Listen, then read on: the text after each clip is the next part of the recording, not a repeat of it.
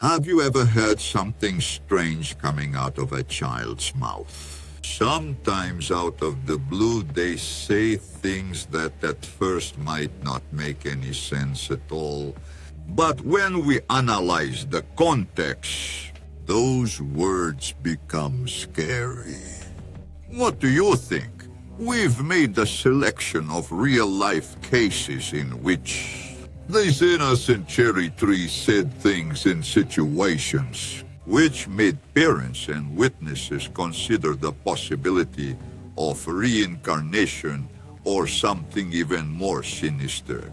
After this video, leave it in the comments whether you are skeptical about this or not. Paranormal phenomena.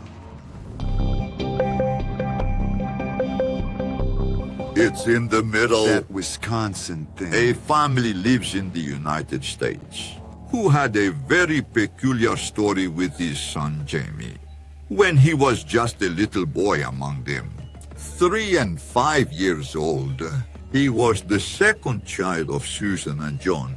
That happened about 17 years after James. The eldest is from a family of hard workers, with the mother being a writer, the father a musician, and the sister a forensic psychologist. It all started when Jaime was almost 3 years old, she was still in college. And as she recalls, the family really enjoyed swimming in the pool they had at home.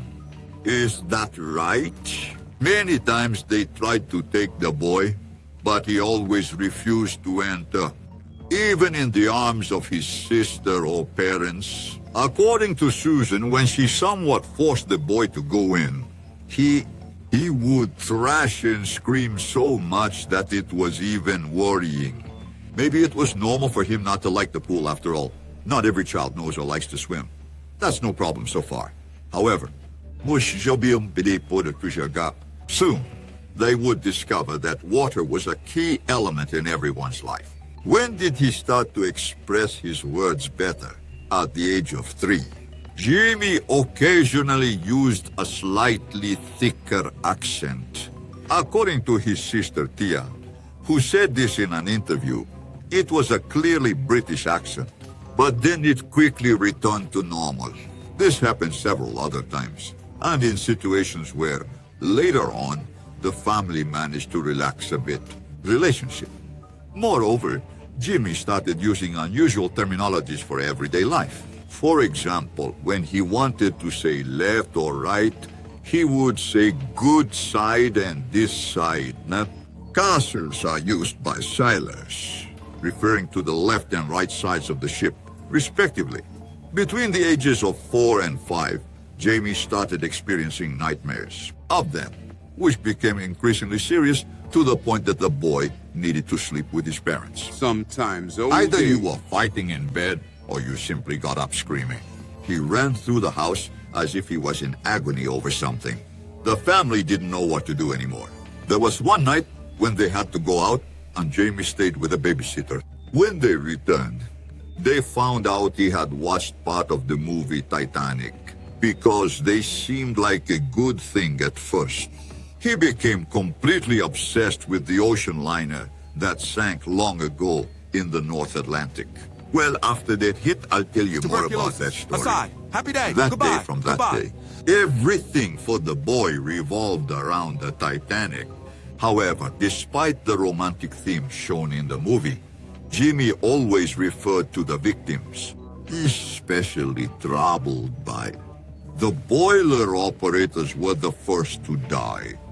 Jake spoke in a way that made it seem like it was his own fault.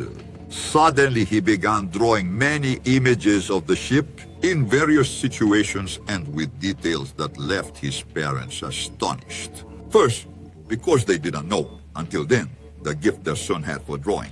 And second, wacky. Only after watching part of a movie, he became so engrossed in the topic.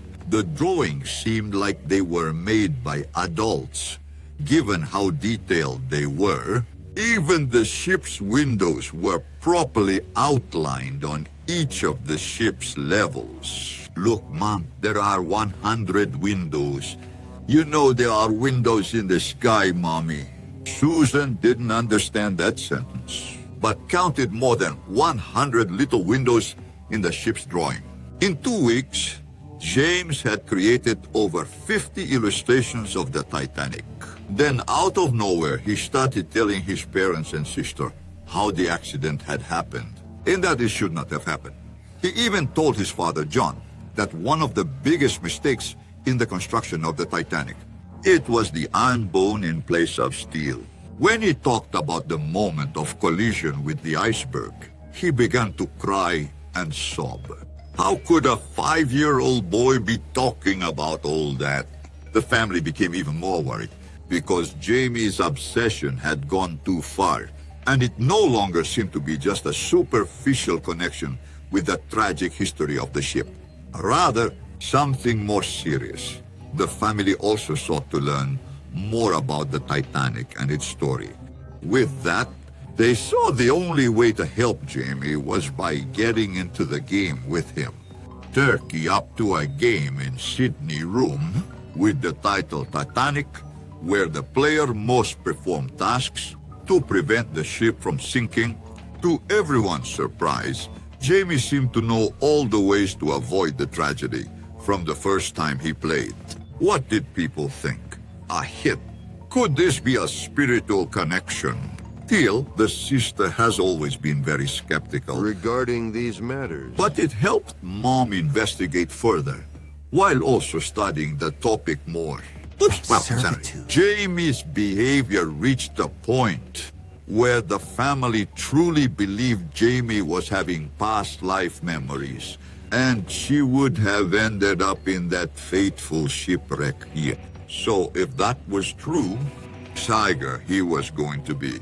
After reading about the ship's history of its owners, engineers, and crew, to come to the conclusion that Jamie could have been Thomas Andrews, one of the architects who designed the Titanic, and incidentally went against the type of material he would have used in the ship's hull, among other details. With everything, Andros.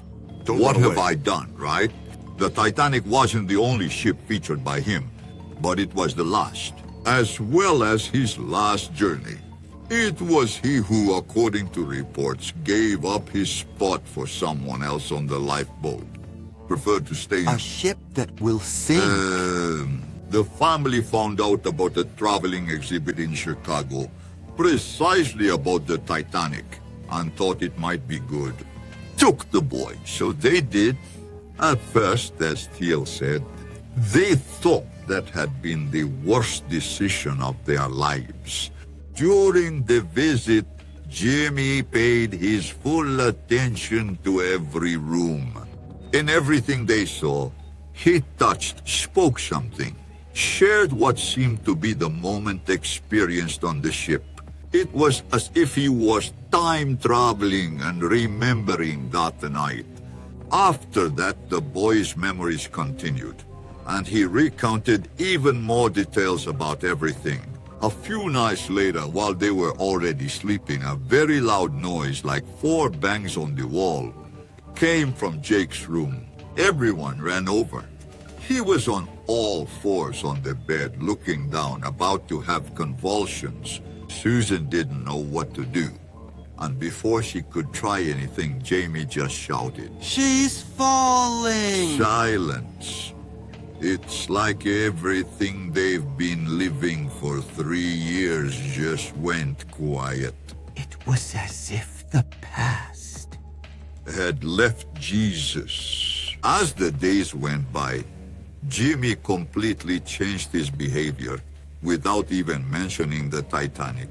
Jermista, 19 years old, is a student of animation and 3D modeling, is aware about the phase Thomas Andrews lived through.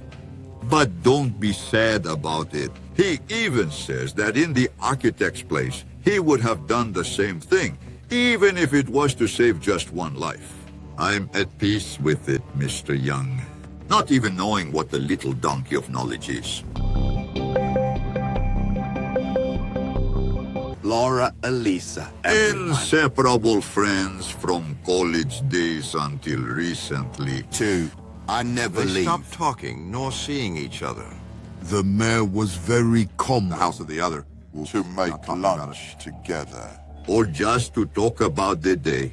Since Laura was already married sometimes Lisa. into two couples, when Lisa brought her boyfriend, Tony, who in turn became friends with Neil, Laura's husband.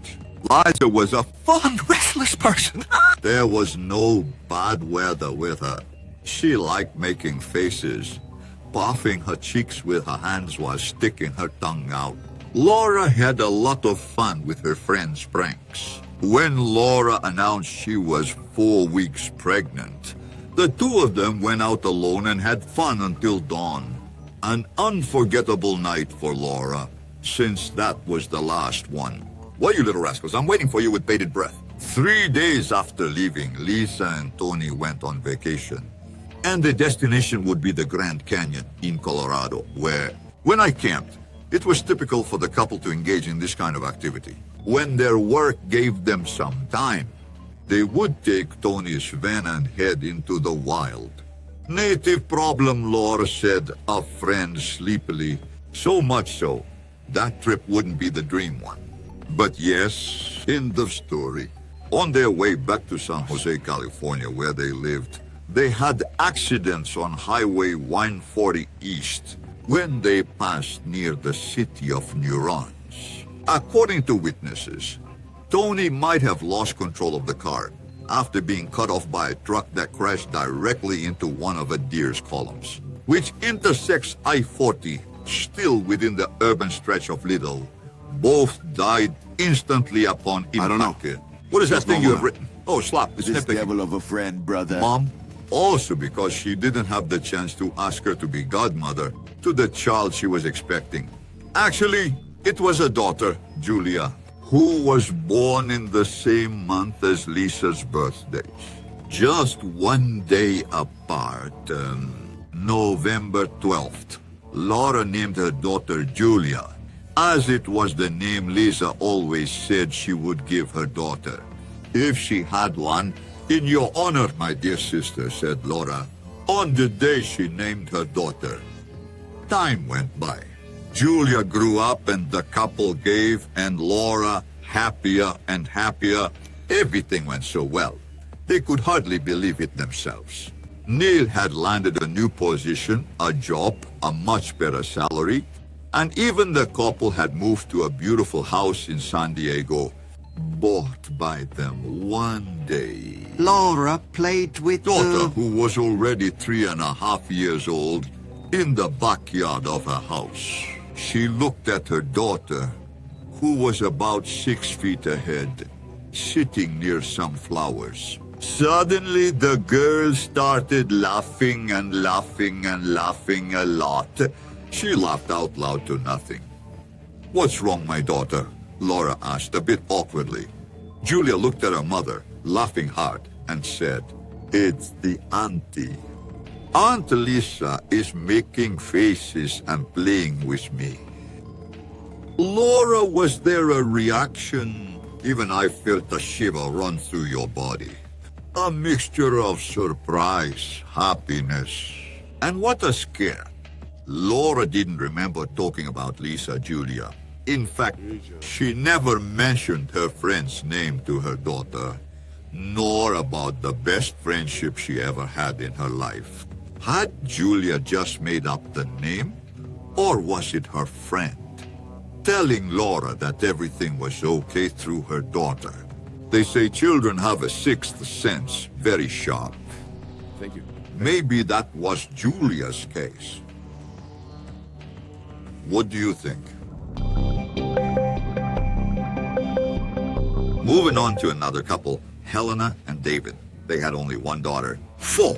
The couple lived in a small village near Santa Fe in New Mexico, in a house inherited from Helena's father, who had passed away shortly before Sheila was born. Such a pity, because when she was pregnant, her dad always said he would give the world for the grandson or granddaughter on the way. It was very common for Daddy Mike, as Helena always brought him, actor, talking near his daughter's belly in a loving way, saying, Daddy Mike will always be with you. See, we're going to play a lot.